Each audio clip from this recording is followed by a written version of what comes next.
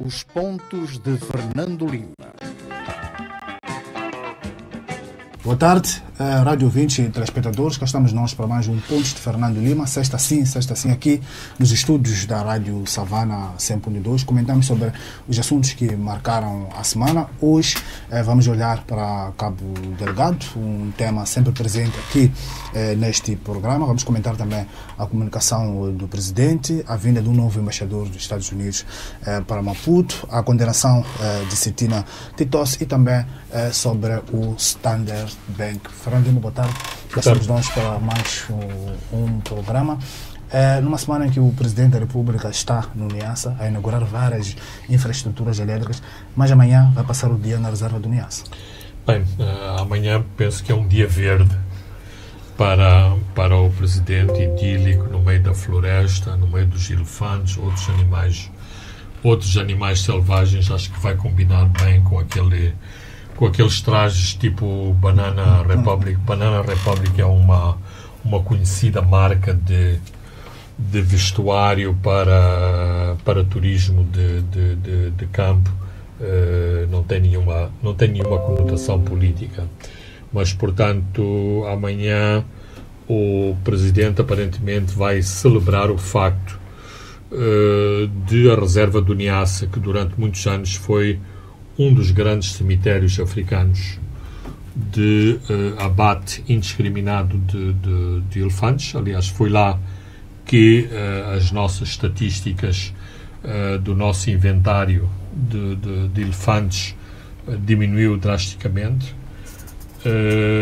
Na reserva do Niassa, segundo os dados oficiais, nos últimos 3 anos não foi registado nenhum abate decorrente de caça furtiva. Isto num país tão frágil, com fronteiras porosas, com falta de manutenção de lei e ordem, sobretudo nestes aspectos de proteção à fauna bravia, não deve deixar de ser saudado. Isto tem a ver com uma iniciativa que tem origem no ministro Celso Correia, quando era ministro do Ambiente, que conseguiu convencer o Presidente a colocar uma unidade da Polícia de Intervenção Rápida no patrulhamento da reserva do Niassa, e aparentemente é esta atividade das Forças Especiais da Polícia que tem garantido que os furtivos estão ao largo da reserva. Mas, e sem que isto seja um pleonasmo, eu também tenho reservas em falar sobre isso, porque a reserva do Niassa é maior do que muitos países em outras latitudes do nosso planeta e, portanto, não é com as boas intenções de uma unidade da polícia que conseguimos controlar toda esta reserva. Mas, se for de facto verdade, é algo que devemos celebrar e saudar. Muito bem, Fernando Lima, antes de entrarmos aos temas que alinhamos para este programa, vamos ao seu tema de semana, que é aumento do preço do carvão. Bem, nós passamos do politicamente correto para o politicamente incorreto. Ou seja, falamos de carvão, uma matéria-prima amaldiçoada.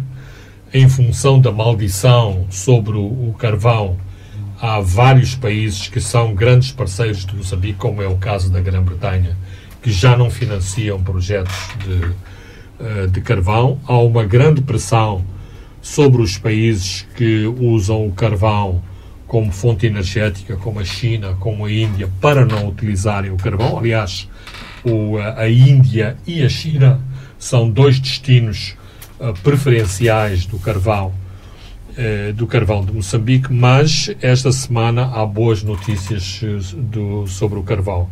E quais são elas? É que finalmente o preço do carvão, enquanto matéria-prima, começa a subir. Está qualquer coisa como quase nos 100 dólares por tonelada, o que é uma boa notícia para as mineradoras de Tete. Em termos de números globais da nossa economia, também são boas notícias, uma vez que isto vai aumentar as exportações, logo vai aumentar também os impostos sobre essas mesmas exportações, royalties, preços de transportes e, eventualmente, vai melhorar as projeções do PIB, ou seja, da nossa produção e dos nossos números macro para a atividade económica do ano 2021. Isto significa que, em termos mundiais, começa a haver sinais positivos pós-Covid ou de recuperação pós-Covid. Aliás, a OMS acho que fez uma declaração hoje que dá ao Covid-19 o estatuto não de pandemia, mas de epidemia. Portanto, não adianta nada em termos dos números que estamos a enfrentar do Covid em Moçambique, mas isto, de qualquer modo, significa que há mudanças importantes em termos desta catástrofe internacional, planetária, que está a afetar todos os habitantes do nosso planeta. Esse aumento do preço de carvão também dá uma oportunidade da Vale, por exemplo, de encaixar algum nestes anos finais de preparação da saída da mina de Moatize. Exatamente. Não só faz com que a Vale faça esses encaixes, como, o seu produto que está em venda fica mais atraente, uma vez que a Vale já se declarou na posição de vendedora, já constituiu um sindicato bancário para ajudar esta venda da sua mina de Moatize.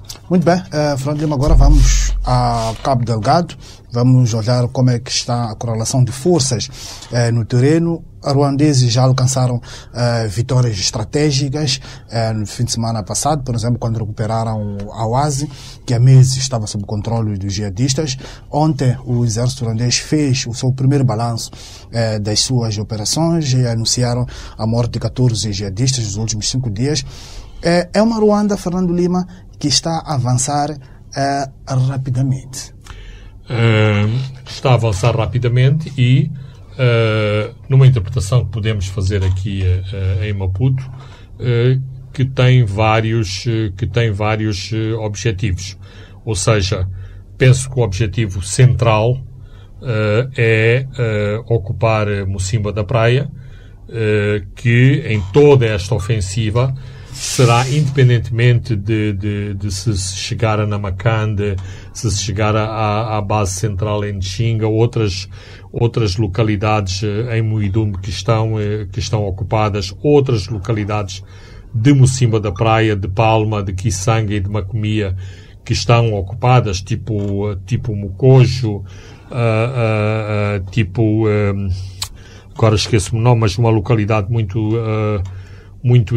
importante a norte de Mocojo, como várias ilhas do arquipélago das Quirimbas, mas se podemos chamar assim, o filé mignon de toda esta operação é Mocimboa da Praia. É a capital neste momento dos jihadistas. É a capital dos jihadistas e, por outro lado, qualquer contingente externo que está a ser destacado para Cabo Delgado gostaria de estar no momento de entrada em Mocimboa da Praia. Aparentemente, e posso estar enganado, a ideia é que o Ruanda quer chegar primeiro. Isto faz-me lembrar a guerra por se chegar a Berlim na Segunda Guerra Mundial, se seriam as tropas aliadas ou as tropas soviéticas. Portanto, tem um efeito simbólico muito importante. O Ruanda não está em Moçambique apenas para mostrar solidariedade com o país e com o presidente Nyusi, está em Moçambique para mostrar que um pequeno país tem um exército forte, disciplinado, com meios para desencadear e projetar uma força bem longe das suas fronteiras e alcançar sucessos, digamos, quase imediatos, embora aqui também entramos mais uma vez num campo controverso. Será que ocupar uma vila principal pode ser considerado um sucesso, ou sucesso terá a ver com uma ocupação mais efetiva de todo o território que pertencia ao jihadismo e, sobretudo, depois consolidar esse mesmo território com toda uma operação económica e humanitária que terá que culminar necessariamente com o regresso da população às suas zonas de origem. O regresso da população e também das empresas que estão a explorar hidrocarbonetos ali na zona. Exato. Vimos também o lado da comunicação. Ontem, um coronel, Ronaldo Ruvanga, a partir de Kigali, a explicar como é que as forças ruandesas estão a progredir. Isso contrasta também com aquilo que temos assistido aqui com os nossos porta-vozes do Ministério da Defesa Nacional. Bem, eu temo que em função da circulação desse vídeo, talvez vão aumentar as consultas de psiquiatria e de neurologia nos hospitais aqui de Maputo, sobretudo de utentes de grandes patentes no Ministério da Defesa e no Partido Frelimo, porque em termos muito simples, a comunicação do Ruanda, e tal como algumas vezes antecipámos, o Ruanda não projetou apenas as suas forças em Moçambique. Tem claramente uma máquina de comunicação e vai usar essa máquina de comunicação, como já o demonstrou, para mostrar o que está a fazer em Moçambique. Portanto, é uma comunicação muito efetiva. Basta olhar o seguinte. Vejamos quais são as imagens que estão na maioria dos jornais moçambicanos. São as imagens dos soldados muito disciplinados, impressionantemente bem fardados na sua preparação para embarcarem para Moçambique. Isto está em toda a imprensa moçambicana. Ou seja, é o Ruanda e a sua máquina oficial de comunicação que está a abastecer os média em Moçambique. Portanto, isto não acontece por acaso. Isto corresponde a uma determinada estratégia e essa estratégia está a funcionar. Estamos a falar de Moçambique, mas isto aplica-se também para a África do Sul, para a Angola, para o Zimbábue e para o Botsuana, que são os países diretamente envolvidos nesta operação militar em Moçambique, para não falar também da Tanzânia, embora haja aqui um ponto de interrogação, uma vez que se menciona que a Tanzânia vai participar na operação, não há sinais, mas não há qualquer sinal de que a Tanzânia esteja envolvida em qualquer atividade militar dentro de Moçambique ou nas fronteiras com Moçambique. O coronel ruandês fala de baixas do lado dos jihadistas, de material bélico apreendido, mas também de um ferido militar ruandês. Mas as indicações que temos é que houve envolvimento de crianças do lado dos jihadistas, que vão funcionando como uma espécie de kamikazes sobre as tropas ruandesas. Ainda falta termos podemos ter nos próximos dias uma imagem desastrosa de civis e também de crianças mortas naquela região, Fernando. Exatamente. As informações que há a partir do local dos confrontos é que estão a ser utilizadas crianças soldados para os confrontos com as tropas ruandesas, mas que esse tipo de baixas, devido à sua natureza melindre, estão a ser ocultadas. Mas, desde que aqui discutimos todo o aspecto do rapto de crianças, do seu treinamento e do seu indoctrinamento, isto era de antever, uma vez que a ideia é exatamente essa. As crianças são mais fáceis de serem mobilizadas para este tipo de atividades, temos esse tipo de exemplos no norte de África, nomeadamente no norte do Uganda e também na costa ocidental africana, na Serra Leoa e na Libéria, com resultados desastrosos. Penso que nos próximos dias teremos mais pormenores, nomeadamente se foram utilizadas drogas, se foram utilizados outro tipo de elementos mobilizadores destas crianças nos combates com as forças do Ruanda. A África do Sul também já decidiu sobre o contingente a enviar Moçambique, sobre os números. São 1.495 homens, o maior na operação em Cabo Delgado. É uma África do Sul, Fernando Lima, que também quer marcar posição como uma potência regional. São 67 milhões de dólares envolvidos nesta operação. É a África do Sul a dizer que, nós estamos aqui. Claramente, e isso explica algumas declarações que ouvimos nos últimos meses e que tanta irritação causaram às autoridades moçambicanas, nomeadamente a senhora Nelly Pandor, que é a ministra dos Negócios Estrangeiros, e também a senhora Ngukula, que é a ministra da Defesa, traduzido por miúdos. Desde o princípio que a África do Sul sempre se assumiu como o grande parceiro nesta operação, a África do Sul tem interesses diretos nesta operação.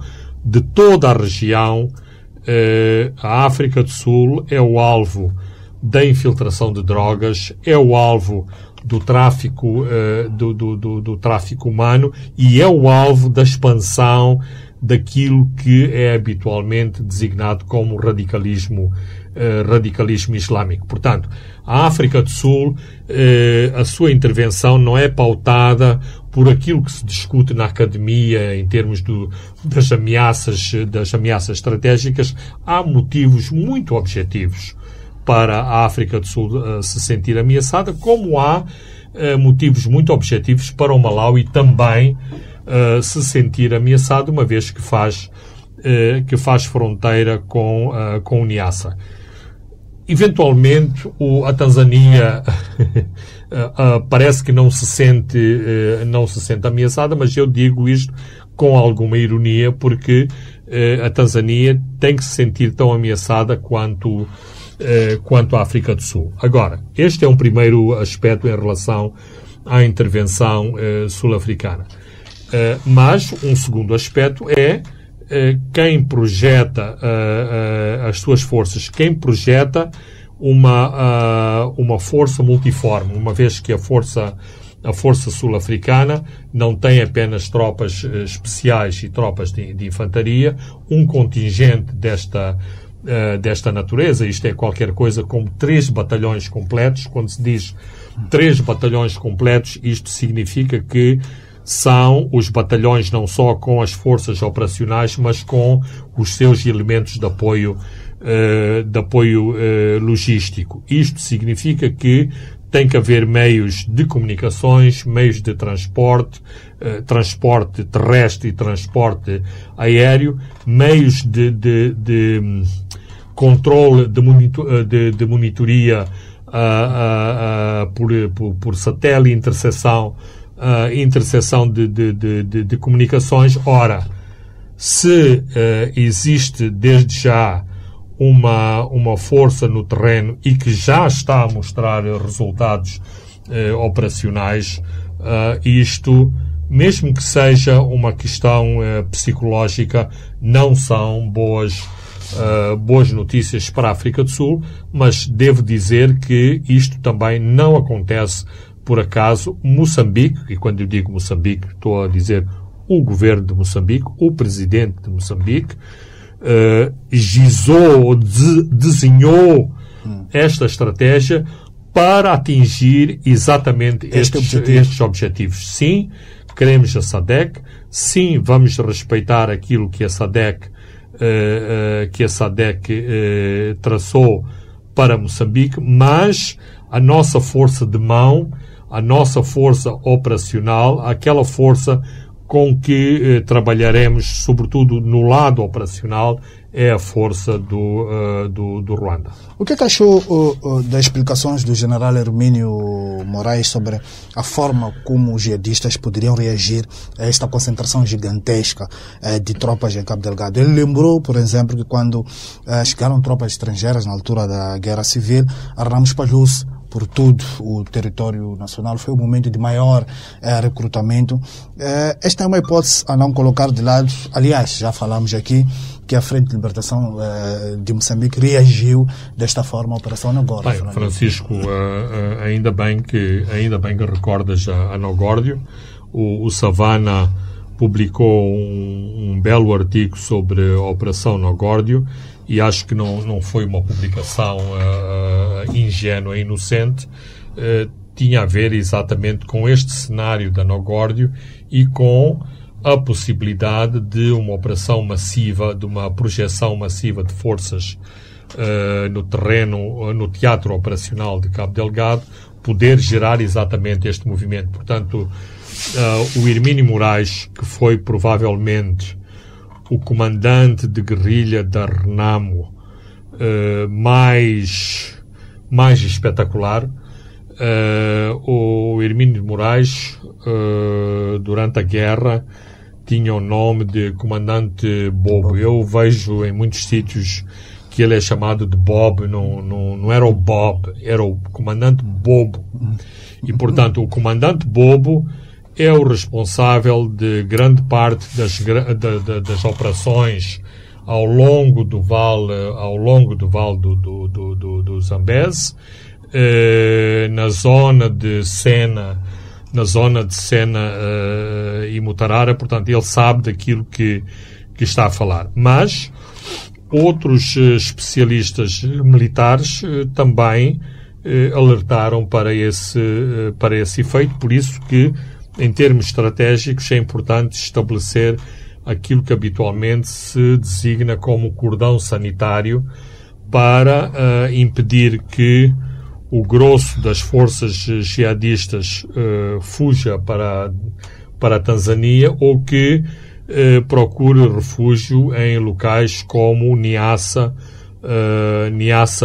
em Nampula. Porque há não só, e isto já é uma definição estratégica em termos de ações violentas, de atuarem em pequenas células, como outra tática será que essas células vão ficar adormecidas por algum tempo. Portanto, e isto corresponde também a uma tática de guerrilha, que o guerrilheiro, a pessoa que combate na mata, por razões táticas, volta a ser população, volta a ser camponês. Aqui terá que haver um trabalho notável de inteligência, de serviços de informação, exatamente para se detectar este tipo de iniciativas, uma vez que todos sabemos, e isto tem sido reportado inclusivamente na comunicação social, todos os locais onde estão deslocados, há uma faixa etária de pessoas que está agressivamente ausente, o que leva a pensar que a população masculina ativa ou está no jihadismo ou está nas áreas controladas pelo jihadismo. Portanto, as afirmações ou as declarações do general Hermínio de Moraes são importantes e são muito assertivas em relação aos cenários pós, eu posso dizer, de uma certa euforia militar que estamos a viver, porque quer queiramos, quer não, se falarmos quer com a população de Cabo Delgado, quer com o moçambicano comum em qualquer parte deste país, fora aquelas franjas conservadoras, partidárias, que acham-se que estão sempre muito preocupadas com a ingerência externa e com a soberania e com outras coisas que gostam de encher a boca. a maioria dos moçambicanos, é com grande alívio que vê chegar estas tropas que nos vêm libertar da grande humilhação que é termos uma parte do nosso território em que o Estado não exerce a sua autoridade. Continuamos em Cabo Delgado, mas agora vamos olhar para a comunicação que o Presidente fez no passado domingo. Foi pela primeira vez que se dirige à nação especificamente para falar sobre Cabo Delgado. Isto acontece cerca de 4 anos após o início da insurgência em Cabo Delgado. Fernando Lima, não acha que esta informação do Presidente peca por ser tardia? Tendo em conta que nós já recebíamos informações sobre Cabo Delgado a partir da África do Sul, a partir de outras capitais do mundo e mesmo das Nações Unidas que alertavam de que está a se formar ali um extremismo em Cabo Delgado, Fernando. Absolutamente, Francisco. É assim, toda a gente, e nós não nos excluímos desse toda a gente, foi muito saudada a intervenção do Presidente, não pela forma ou pelos conteúdos, mas pelo simples facto de ter falado com os moçambicanos. Mas a intervenção já deveria ter acontecido. Por exemplo, a mesma intervenção que em termos de propaganda foi uma manobra de propaganda, ir buscar um trecho da intervenção gravada num quartel uma semana em Cabo Delgado e que pretendia ser uma resposta ao anúncio ruandês, nessa altura, essa mesma intervenção podia ter sido elevada a um outro grau de formalismo, portanto, uma comunicação presidencial em que dava conta exatamente da chegada do contingente ruandês a Moçambique e poder-se-ia abrir a informação para a preparação que estava em curso em relação aos outros contingentes militares que acabariam por chegar a Moçambique. Isto denota mais uma vez que os serviços de comunicação em termos da presidência, em termos de governo, em termos de Estado, eu diria mesmo em termos de partido, são muito maus, funcionam muito mal e, sobretudo, danificam imenso a imagem da autoridade de Estado em Moçambique, uma vez que eu acho que aqui o que está em causa e o que é importante salientar é a autoridade de Estado. E o Presidente também falou como é que as forças vão se desdobrar, várias forças vindo de vários países vão se desdobrar no terreno e, contrariamente ao que os setores propagandísticos do partido governamental diziam, Moçambique estará na coordenação. O chefe do Estado-Maior-General, Joaquim Mangraça, confirmou isso, terá 9 oficiais no Estado-Maior. Não se está a inventar a roda, Fernando, é assim como funciona em todo o mundo. Francisco, antes do Presidente, é por isso que eu acho... olho isso com alguma ironia, para usar um termo brando. Nós dissemos aqui anteriormente que haveria um chefe da força, que esse chefe da força nunca seria um moçambicano, e não é porque existe alguma hostilidade ao moçambicano, tem a ver com as valências de um chefe de forças desta natureza, do seu currículo para ser um chefe de uma missão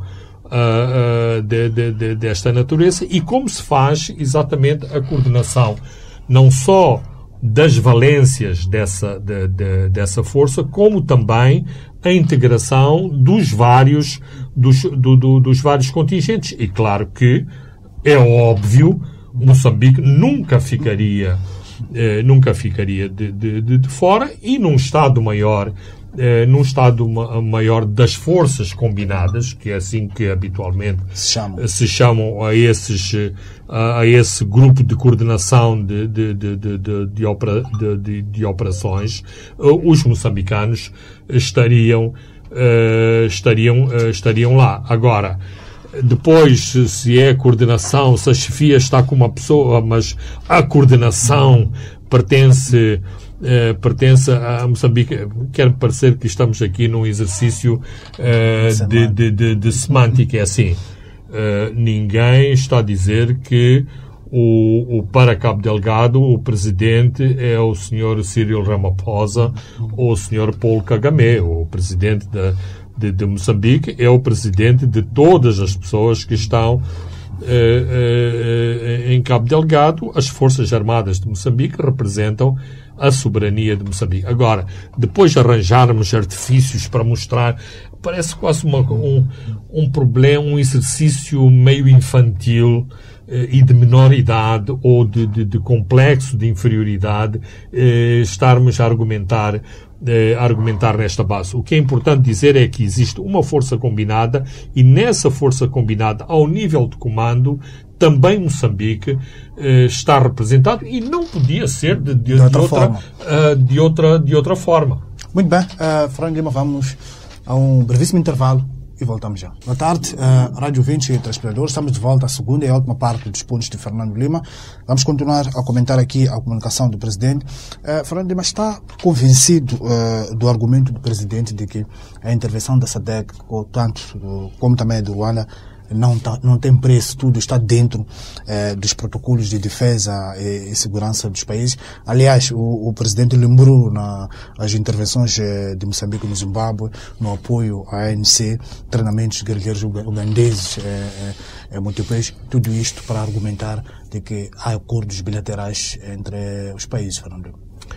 Bem, eu diria o seguinte, sem entrar naqueles pormenores muito específicos. Há uma dimensão política na declaração do Presidente e depois há outros aspectos de natureza administrativa que deverão ser considerados. Quando eu digo aspectos de natureza administrativa, é quem paga o quê? Uma vez que o dinheiro sai de vários orçamentos e nesta altura não está muito claro de onde vêm estes orçamentos. Aquilo que nós sabemos como facto é que há orçamentos que são orçamentos nacionais, há um orçamento que corresponde à SADC e existe em princípio também um orçamento decorrente de um contrato bilateral que envolve as tropas ruandesas. Moçambique está informado e está envolvido em todas essas contas. Em termos administrativos, penso que conhece muito bem a natureza destes problemas. Mas uma parte dos atrasos que se verificaram na projeção da força da SADC tinha a ver com quem paga o quê neste envolvimento das forças internacionais em Moçambique. Agora, do ponto de vista político, claro que a intervenção internacional em Moçambique não é uma operação comercial, não pode ser comparada, nem tem paralelo, por exemplo, com a prestação de serviços da DAG, por exemplo, que foi um acordo, foi um acordo comercial. Não incluo aqui a intervenção da força da Wagner, porque há dúvidas se a força Wagner interveio em Moçambique como um teste para, digamos, a exportação de serviços dessa mesma força por parte da Rússia e por, digamos, iniciativa de Vladimir Putin e de um próximo de Vladimir Putin, ou seja, onde eventualmente não houve fatura a pagar, e portanto, o elemento eminentemente político que decorre desta intervenção internacional em Cabo Delgado. Mas era importante e tinha que sair de Moçambique a força da DAG para entrar esta força, uma vez que isto entrava em contradição com determinados protocolos de defesa e de proteção mútua entre países e com protocolos que decorrem do facto de sermos membros do sistema das Nações Unidas. Portanto, é a explicação que eu tenho para a declaração do Presidente Nyusi, para que não fique assim no ar que eu estou a tentar dar uma resposta diplomática. Sim, politicamente o Presidente deu uma resposta correta.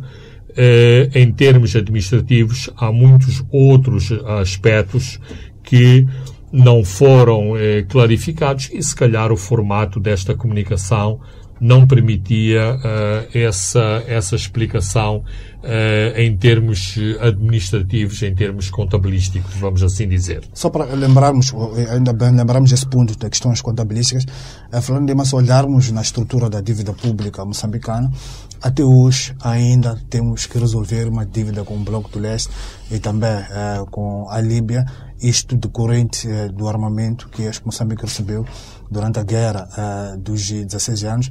Estes países não fizeram parte do chamado Clube de Paris, quando Moçambique foi negociar os RIPING 1 e RIPING 2 e foi perdoado a dívida. Daqui a alguns anos podemos já ver refletidos nas nossas contas dívidas relacionadas com a guerra em Cabo Delgado, Fernando. Eu diria que são dívidas, sim, mas essas dívidas acontecem em contextos completamente diferentes. Porquê?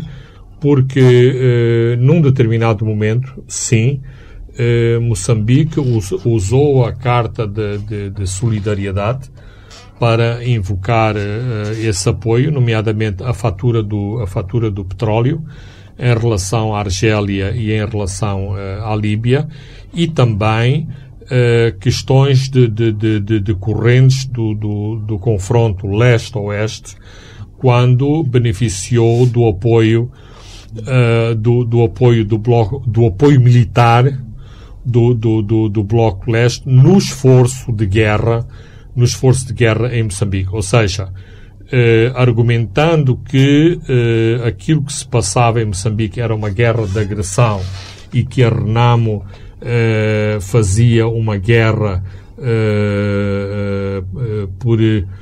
por função delegada. Ou seja, o que é que isto significa? Que a Renamo não era uma entidade em si, mas era uma entidade delegada das forças ocidentais, do apartheid e do regime ilegal da Rodésia. Em última análise, Moçambique representava este esforço de guerra em relação a um outro bloco que fazia frente a essas forças. Tanto que, e este problema continua sem ser resolvido, houve uma mudança radical de regime na União Soviética. Não há mais União Soviética, há a Rússia. A Rússia tem sistematicamente apresentado as suas faturas e Moçambique tem argumentado exatamente politicamente para não pagar as faturas. Isso não está inteiramente resolvido. No presente, ou seja, naquilo que da pergunta corresponde a que daqui a um tempo isto vai surgir em cima da mesa. Penso que o contexto que se utilizou para se fazer alguma contabilidade em relação ao esforço de guerra tem a ver com uma parte dos benefícios económicos que se esperam alcançar em Cabo Delgado, em que o país será beneficiário e que, de algum modo, pode utilizar esses benefícios futuros no esforço de guerra. Ou seja, há como que uma garantia, assim como a Total foi aos bancos, pediu dinheiro aos bancos para investir sobre um bem futuro, sobre a produção de petróleo, ou seja, entregou como garantia dos empréstimos bancários os contratos de gás já celebrados com os off-takers, ou seja, com as empresas que vão comprar o gás. Moçambique, de certo modo, também pode argumentar no mesmo sentido, uma vez que tem expectativa de ganhos, expectativa de ganhos sobre o gás de Cabo Delgado. O que é que achou do debate no Parlamento angolano sobre a vinda das forças daquele país para Moçambique? Algo que não aconteceu aqui entre nós. Aliás, os porta-vozes da Frelimo acham que está tudo dentro da legalidade, Franklin. Bem, eu tenho acompanhado esta questão da legalidade e do princípio da publicidade. Independentemente da legalidade, há uma questão de publicidade em relação a determinados atos em que o governo de Moçambique devia ter grande sensibilidade. E já aqui também dissemos isso. Nomeadamente, comunicações formais ao Conselho de Estado, ao Conselho Nacional de Defesa e Segurança, cimeiras ou reuniões entre líderes de partidos políticos com o Presidente da República e uma comunicação formal, dado que o Parlamento não está em funções, portanto não está reunido em plenária, pelo menos uma comunicação à Comissão Permanente da Assembleia da República. Não porque precisamos de encontrar isso estipulado num artigo da Constituição, mas porque isso é extremamente importante, uma vez que, por exemplo, a Assembleia da República é um órgão representativo da vontade popular. Em relação à questão dos partidos políticos, é importante porque esses partidos, tendo os seus apoios, eles representam fações ou franjas importantes de população moçambicana. Ao dialogar-se com a direção de um partido, está, por interpostas figuras, a dialogar-se com outra parte do eleitorado moçambicano. E em assuntos de guerra e paz é importante que os partidos políticos estejam todos eles alinhados para o mesmo lado. Aliás, como o exemplo angolano em relação a Moçambique, assim o demonstra. Um último aspecto que também me parece importante. Quando o Presidente precisou do apoio do Conselho Nacional de Defesa e Segurança e do Conselho de Estado para considerar o apoio externo, reuniu exatamente com esses dois órgãos para poder argumentar, nomeadamente em relação às oposições que encontrava no seu próprio partido, que já tinha o apoio tácito destes dois órgãos de consulta, repito. Dito isto, os angolanos que são acusados de autoritarismo, de democracia, de partido único, parece-me que andaram muito melhor, porque para aprovarem um orçamento de $1 milhão e o envio de um avião e 20 militares, fizeram uma sessão plenária no Parlamento para discutir esse assunto. É muito positivo este exercício. Também é importante realçar a unanimidade registada no Parlamento angolano em relação à solidariedade para com Moçambique, por um lado, portanto, sentindo que Moçambique é de facto um país irmão e não que seja uma proclamação apenas formal. 2, e sobretudo decorrente das intervenções de pelo menos 2 deputados da UNITA, dentro desta percepção, que é, em última análise, a percepção americana do que se passa em Cabo Delgado, que o teatro de operações de Cabo Delgado corresponde a uma ameaça do Estado Islâmico e que, portanto, Angola tem que estar ao lado de todas as forças que devem estar contra a expansão do Estado Islâmico, contra a ameaça do Estado Islâmico no continente africano. Falando dos Estados Unidos, despacharam para Maputo um novo embaixador com um perfil securitário muitíssimo interessante. Com a situação do Cabo Delgado, Fernando Lima, aquecer, aliado a essa chegada de tropas internacionais, acha que os Estados Unidos, e com este embaixador que chega, querem um papel mais ativo em Cabo Delgado? Pode ser, é passível de ter esta... que vem do Ruanda. Sim, de ter esta interpretação, mas o atual embaixador tem exatamente esse perfil securitário. Nós, neste momento, Moçambique, neste momento, tem uma relação excelente com os Estados Unidos.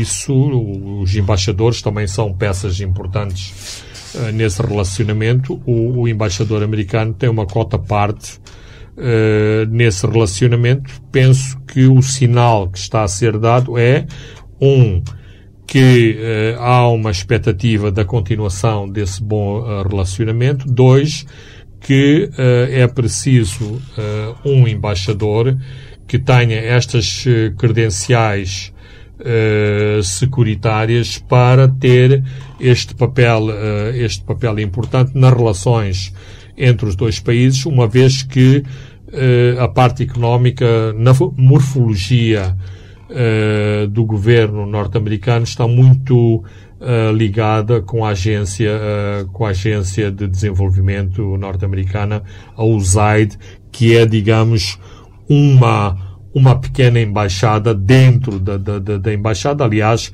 a agência, a USAID, é uma agência do governo americano com um estatuto de grande autonomia. E depois, só olhando um pouco para o currículo dele, andou por Iraque, Israel, Beirute. É um homem com uma experiência em zonas de conflito. Absolutamente. Eu acho que deve ser um daqueles senhores. Não sei se os agentes da CIA têm um cartãozinho que tem no bolso interior do casaco, mas estas coisas habitualmente não vêm nos currículos dos embaixadores, mas sabemos que em cada embaixada existe aquilo que se chama um chefe de estação, e habitualmente o chefe de estação ou é o próprio embaixador ou é o assessor político ou o chargé de affaires. Portanto, é sempre uma pessoa bastante alta na hierarquia da embaixada que faz a ligação com os serviços secretos norte-americanos. Vamos comentar também aqui a Cetina Titosse, a antiga PCA do Fundo de Desenvolvimento Agrário, julgada no caso relacionado com o desvio de 170 milhões de meticais. O Tribunal Superior de Recurso decidiu sobre o recurso, face à redundância, da Cetina Titosse, reduziu 2 anos dos 18 que havia sido condenada, mas sabemos, esta semana sabemos dos seus advogados que Cetina Titosse vai recorrer ao Tribunal Supremo, provavelmente continuará livre e a dar palestra sobre negócio. Bem, eu penso que o caso da Cetina Titosse corresponde aos problemas e às mazelas do nosso próprio sistema judiciário. Ou seja, não se pode aplicar a Cetina Titosse, digamos, um expediente que foge ao expediente habitual em matéria de justiça e, portanto, a senhora, a antiga diretora do FDA, vai usando para seu benefício as as premissas que lhe permite o próprio sistema. Portanto, basicamente é isso que eu acho. Não é o primeiro, nem será o último caso em que todos estes recursos são utilizados nas várias instâncias dos tribunais moçambicanos. Depois de um sistema muito lento, só para ver, foram 3 anos que foram necessários para que o Tribunal Superior de Recursos decida e o Tribunal Supremo, se continuar como aquele que nós conhecemos, ser um cemitério de recursos. Aí, Francisco, é preciso dizer que o facto de lamentarmos a maneira como funciona o sistema jurídico moçambicano, não somos estúpidos que não possamos perceber o que se passa. Num sistema de justiça, eu diria, classista, portanto, em que os poderosos, os ricos, os influentes têm mais poderes no sistema de justiça que uma pessoa pobre e sem meios, claro está que a senhora Cetina, que me parece não ser uma pessoa desprovida de meios, ela pode agilizar os mecanismos que estão ao seu alcance no nosso sistema para, de algum modo, contornar o sistema. Eu não vou sugerir que a senhora Cetina está envolvida em determinadas práticas, porque não tenho essas evidências. Mas todos conhecemos que nos tribunais, nas secretarias dos tribunais, os processos são manipulados pelos próprios interessados, nomeadamente um processo vai sendo arrastado e vai sendo colocado sistematicamente na parte inferior da pilha de processos que aguarda julgamento, assim como alguns processos têm uma grande celeridade, sobretudo se são processos que podem traduzir-se em ganhos específicos para todos os agentes do sistema de justiça, e não estou a sugerir ganhos ilícitos. Há ganhos que os oficiais de justiça têm em relação aos próprios processos e, portanto, se determinados sujeitos processuais não estão à vontade na forma como estes processos correm na justiça e correm nos tribunais, também, de repente, e por isso vemos muitas vezes na imprensa a haver este tipo de sugestão. Um processo anormalmente célere. Bem, aquilo que nós devíamos todos saudar é que o processo é célere, porque todos queremos que a justiça seja célere. Mas, como habitualmente a expectativa é que demora meses, que demora anos, há sempre esta ressalva que este processo foi anormalmente célere. Muito bem, vamos fechar com o Standard Bank, que já nomeou um administrador delegado interino, é um sul-africano, vai substituir o Chumou Coxa, já teve a aprovação do Banco de Moçambique. Fernando Lima, é o Standard Bank a tentar se reorganizar após o abanão que sofreu? Eu não diria que o Standard Bank está a reorganizar-se. Eu diria que o Standard Bank está apostado em demonstrar a sua força. Não a sua força, mas por argumentação consubstanciada, que o Banco Central andou mal na ação ou nas ações que intentou sobre si. Para além da argumentação que foi apresentada no início deste mês, o Standard Bank também encomendou uma auditoria à Pricewaterhouse, que vai ser apresentada em breve, ou seja, vai haver um sumário executivo dessa mesma auditoria, para depois se apresentar um relatório mais completo da auditoria independente, e a ideia do Standard Bank, como em privado vem dizendo aos seus clientes e também o disse aos acionistas, para provar que o banco procedeu, no seu ponto de vista, procedeu corretamente e que não pode ser acusado de má-fé ou de ações ilícitas nas suas práticas bancárias, nomeadamente no mercado cambial. E depois de reunir esses elementos e ficar convencido de que está do lado certo da história, podemos ver um banco a recorrer a instâncias judiciais para repor o seu bom nome. Absolutamente, mas nós... Mas neste momento o Standard Bank tem agido de forma muito cautelosa.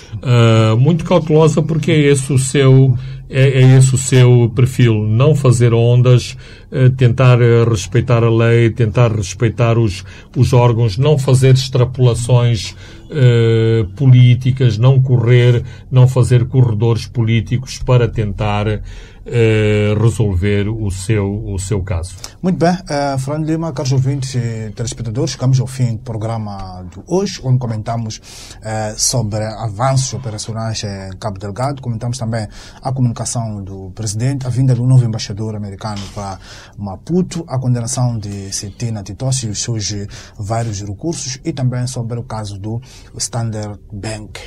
André dos Santos e Leque Vilanculos encarregaram-se de toda a parte técnica. Eu sou Francisco Carmona. Boa tarde. Até de hoje a 7 dias.